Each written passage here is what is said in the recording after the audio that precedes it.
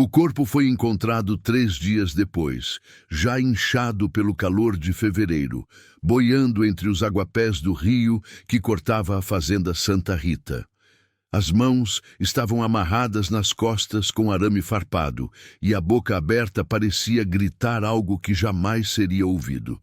Os escravos que o acharam não disseram nada, apenas trocaram olhares rápidos, pesados, carregados de uma satisfação silenciosa que nenhum deles ousaria admitir em voz alta. O feitor Mor, um português baixo e rechonchudo chamado Severino, foi quem deu o alarme, berrando ordens e xingamentos enquanto espumava pela boca. Ele sabia exatamente quem era aquele homem afogado e sabia também que sua morte não tinha sido acidente. Aquele corpo pertencia a João Batista dos Santos, o capataz mais temido de toda a região do Vale do Paraíba. Um homem que media 2,10 metros de altura, com ombros tão largos que mal passava pelas portas das senzalas. Sua pele era negra como carvão molhado, e seus olhos tinham uma cor estranha, quase amarelada, que fazia as crianças correrem quando ele se aproximava. João Batista não era escravo. Tecnicamente, era um homem livre.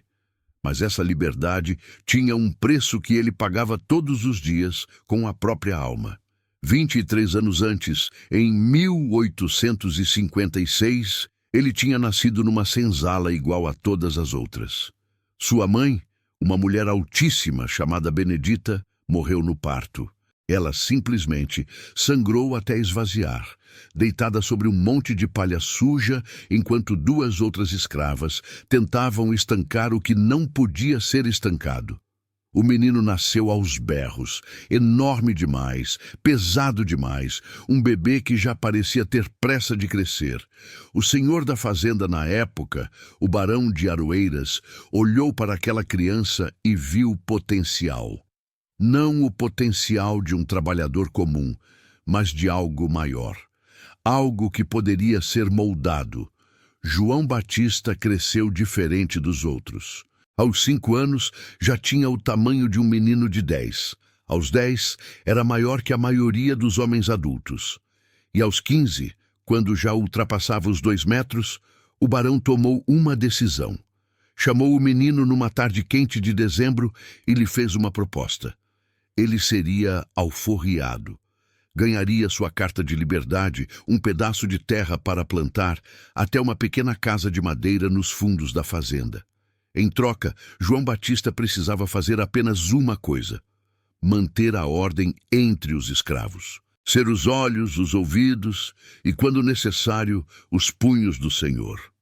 O garoto olhou para aquele homem de barbas brancas, vestido de linho imaculado, e sentiu algo se partir dentro do peito. Era uma escolha impossível. Ou aceitava e traía seu próprio sangue, ou recusava e permanecia acorrentado para sempre, assistindo sua vida inteira ser devorada pelo eito. Ele baixou a cabeça, apertou os dentes até sentir gosto de sangue na boca e disse sim. A transformação foi rápida. Em poucos meses, João Batista deixou de ser visto como um dos seus. Ganhou roupas melhores, botas de couro que faziam barulho nos caminhos de terra, um chapéu de feltro que usava sempre puxado para frente. E junto com essas coisas, recebeu um chicote de couro trançado com cabo de madeira de lei, que pendia de seu cinto como uma serpente adormecida. Ele nunca precisou usá-lo com muita frequência. Sua simples presença já era suficiente. Quando João Batista entrava na senzala, o silêncio se espalhava como uma mancha de óleo. As conversas cessavam, as crianças paravam de brincar, até os grilos pareciam se calar. Ele fiscalizava o trabalho no canavial, anotava quem estava devagar demais, quem reclamava, quem cochichava.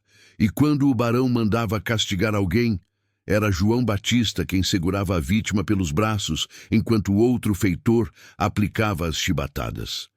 Ele nunca desviava o olhar, nunca demonstrava pena. Seus olhos amarelos ficavam fixos, vazios, como se estivesse olhando através da pessoa, vendo algo muito além daquele corpo se contorcendo de dor. Os escravos começaram a odiá-lo com uma intensidade que queimava por dentro. Não era um ódio barulhento, não era raiva que explodia em gritos, era um ódio frio, calculado, que fermentava devagar nos corações. Eles o chamavam de Judas Grande, de carrasco negro, de traidor dos ancestrais.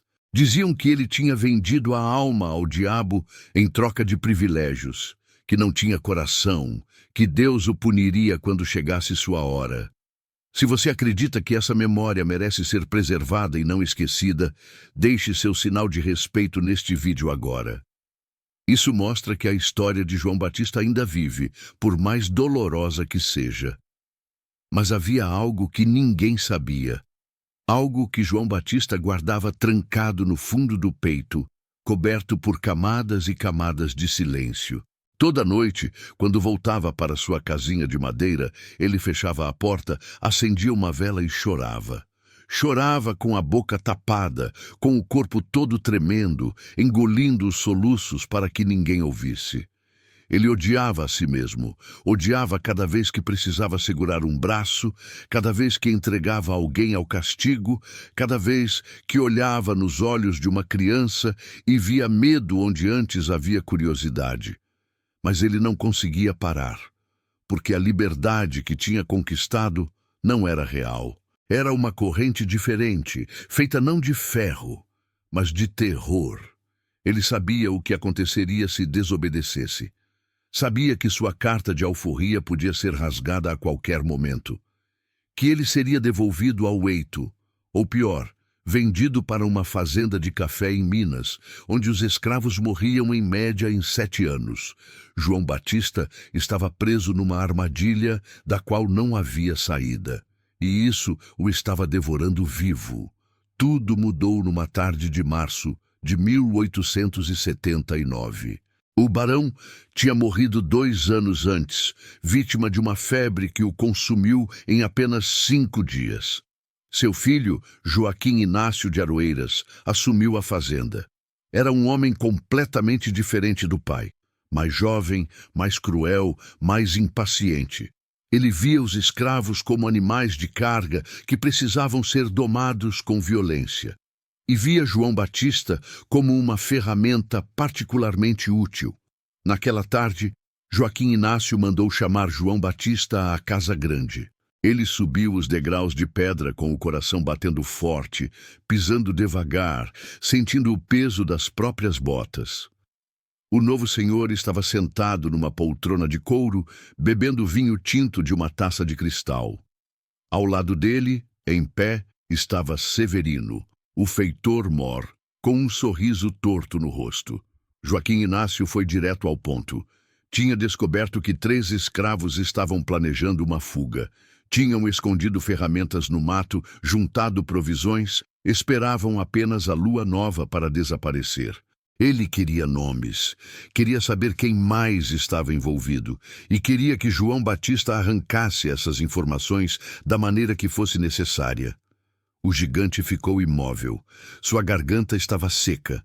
Ele conhecia os 3 homens. Um deles, chamado Tomé, tinha apenas 17 anos. Outro, Bonifácio, era pai de 5 filhos. O terceiro, Vicente, tinha sido seu amigo de infância, antes da liberdade, antes da traição. Eles tinham brincado juntos, compartilhado comida, sonhado juntos com um futuro diferente. João Batista engoliu em seco e disse que precisava de tempo. Joaquim Inácio riu. Um riso seco, metálico. Não havia tempo. Ele queria os nomes até o pôr do sol. E se João Batista não entregasse, seria porque estava encobrindo. E isso faria dele um conspirador também. O gigante saiu dali com as pernas bambas. Caminhou até o terreiro, onde alguns escravos preparavam a farinha de mandioca.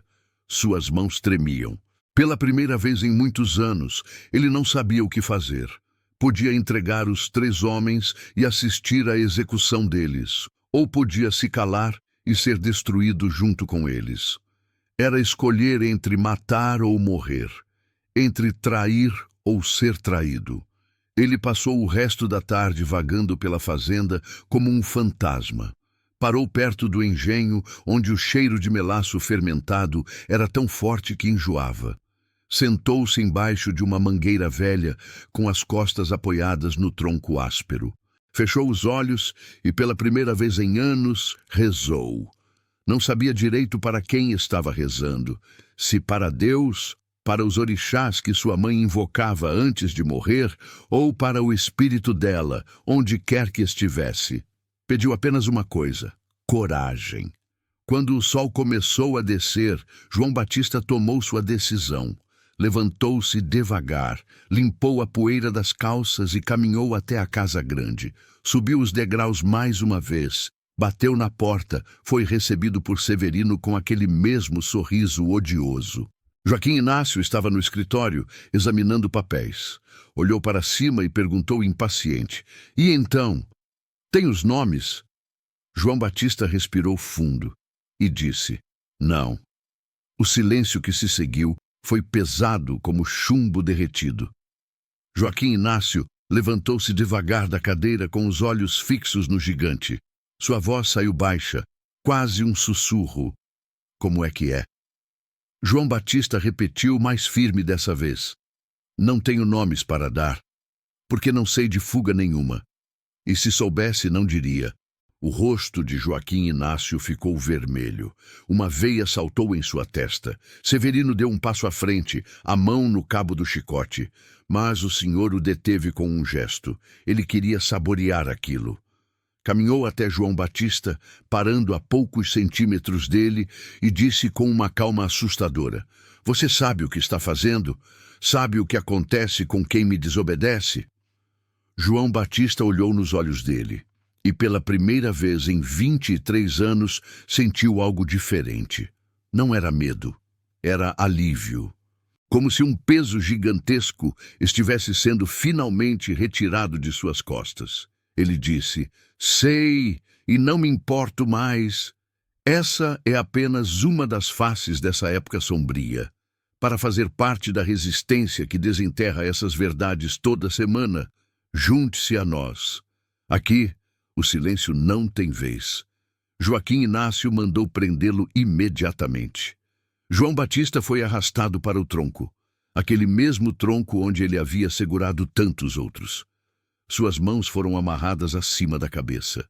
Severino preparou o chicote, molhando-o em salmoura para que ardesse mais. E então começou. A primeira chibatada rasgou as costas de João Batista como uma lâmina em brasa. A segunda arrancou um pedaço de pele. A terceira fez o sangue escorrer em fios grossos. Ele não gritou. Cerrou os dentes com tanta força que um deles rachou, mas não emitiu um som. Depois de 20 chibatadas, Severino parou. Não porque sentisse pena, mas porque estava cansado. João Batista foi jogado numa cela escura, sem água, sem comida. Ficou lá por 3 dias. No terceiro dia, Joaquim Inácio mandou soltá-lo. Não por misericórdia, mas porque tinha outros planos. Na noite seguinte, enquanto João Batista tentava caminhar com as costas em carne viva, Severino e 2 capangas o emboscaram perto do rio. Eles o golpearam com pedaços de madeira até que ele caísse. Amarraram suas mãos com arame farpado. Então o afogaram, segurando sua cabeça debaixo d'água, até que os pulmões se enchessem de lodo e ele parasse de se debater. Quando soltaram o corpo, ele flutuou por um momento, antes de afundar lentamente. Severino cuspiu na água e disse: "Assim morre quem esquece seu lugar." Mas a história não terminou ali, porque 3 noites depois do funeral apressado de João Batista, Severino acordou com uma dor lancinante no peito. Era como se algo estivesse apertando seu coração, esmagando-o devagar.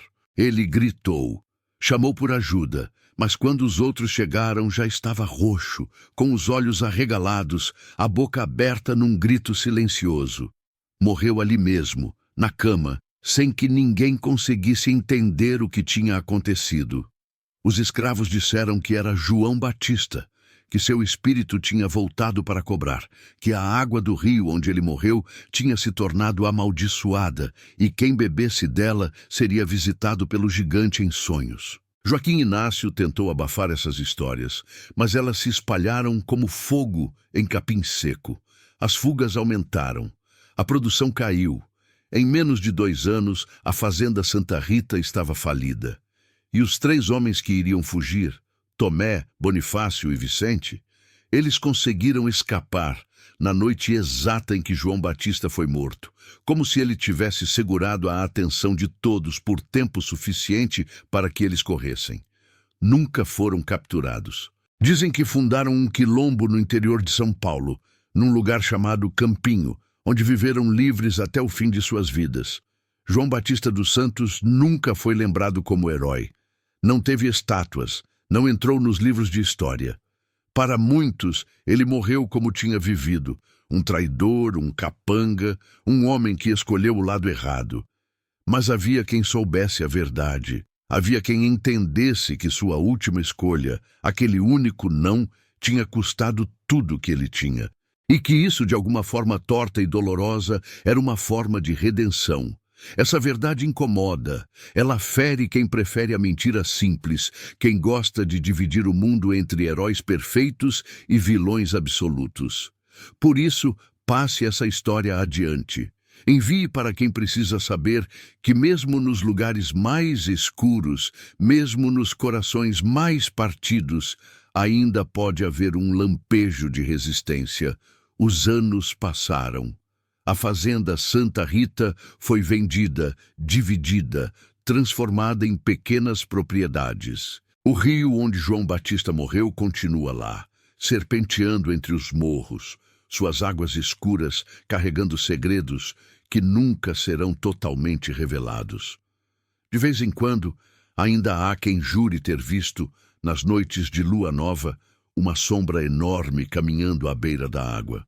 Uma figura de 2,10 metros, com ombros largos e olhos amarelados que brilham no escuro. Dizem que ele procura algo. Talvez sua mãe, que morreu para trazê-lo ao mundo. Talvez os amigos que traiu, buscando um perdão que nunca virá. Ou talvez ele apenas caminhe, eternamente preso entre 2 mundos, sem pertencer a nenhum deles.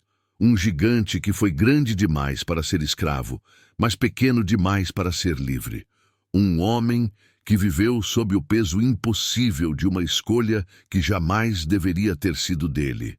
E é aí que mora a verdadeira tragédia da história de João Batista. Não foi apenas ele quem morreu naquele rio. Foi também a ilusão de que existe escolha real quando se vive sob correntes. Foi a mentira confortável de que a liberdade pode ser comprada com obediência. Foi a ideia de que um homem pode se equilibrar entre 2 abismos sem cair. Os escravos que o odiaram tinham razão em odiá-lo. Ele causou dor, entregou pessoas ao sofrimento, foi instrumento de opressão. Mas ele também era vítima. Vítima de um sistema que transformava pessoas em ferramentas, que quebrava famílias, que oferecia migalhas de dignidade em troca da alma. João Batista não era vilão nem herói. Era um homem despedaçado, tentando sobreviver num mundo que não foi feito para que pessoas como ele sobrevivessem. Sua história não oferece conforto, não tem moral simples, não tem final feliz. É apenas um pedaço cru de verdade, áspero e sangrento, que nos obriga a olhar para a complexidade brutal daquele tempo.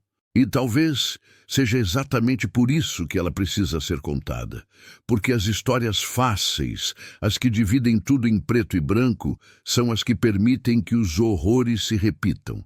São as que deixam espaço para que a crueldade se esconda atrás de justificativas bonitas. João Batista nos lembra que a opressão não funciona apenas com correntes visíveis.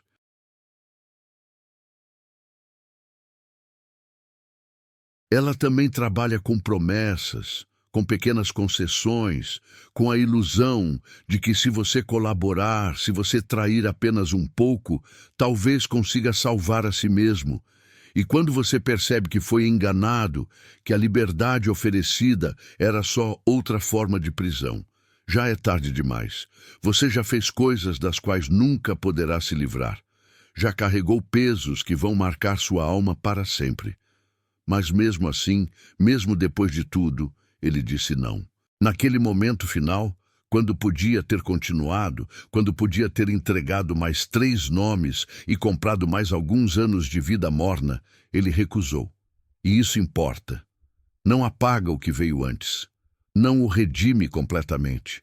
Mas mostra que até no coração mais quebrado, até na consciência mais dilacerada, ainda pode existir um ponto onde a pessoa diz: até aqui, não mais. Essa história é apenas uma gota num oceano de silêncio. Reunimos os relatos que a Casa Grande tentou apagar, vinganças como essa, curas escondidas, segredos que foram enterrados com os corpos, num documento único de memória e resistência. O livro com as verdades proibidas espera por quem tem coragem de carregá-las. O acesso a esses escritos está no link do nosso perfil. O corpo de João Batista foi enterrado sem cerimônia numa cova rasa, longe do cemitério dos escravos, longe também do cemitério dos brancos. Um lugar intermediário, porque ele era intermediário demais para pertencer a qualquer dos 2 mundos. Não colocaram cruz, não rezaram por ele. Apenas jogaram terra por cima e foram embora. Mas as histórias permaneceram. Passaram de boca em boca, transformaram-se, ganharam camadas novas. Algumas diziam que ele tinha matado 10 homens com as próprias mãos. Outras que tinha salvo 20. A verdade ficou em algum lugar no meio, confusa e contraditória como ele mesmo foi. E talvez seja isso que mais incomoda nessa história. Não é a violência, não é a traição, não é nem mesmo a morte brutal. É a impossibilidade de encaixar João Batista numa categoria simples. Ele nos força a encarar a verdade desconfortável de que nem sempre há heróis e vilões. Às vezes, há apenas sobreviventes, fazendo escolhas impossíveis em situações impossíveis. E que julgar essas escolhas de longe, do conforto do nosso tempo, pode ser a coisa mais injusta de todas. Mas a história não acabou aqui, porque a poucos quilômetros dali, na fazenda vizinha chamada Boa Esperança, algo ainda pior estava acontecendo. Uma mulher estava sendo enterrada viva por ter ousado aprender a ler. E é exatamente essa história que aparece na sua tela agora. Clique para descobrir o que eles enterraram lá. Claude é uma IA e pode cometer erros. Por favor, verifique as respostas.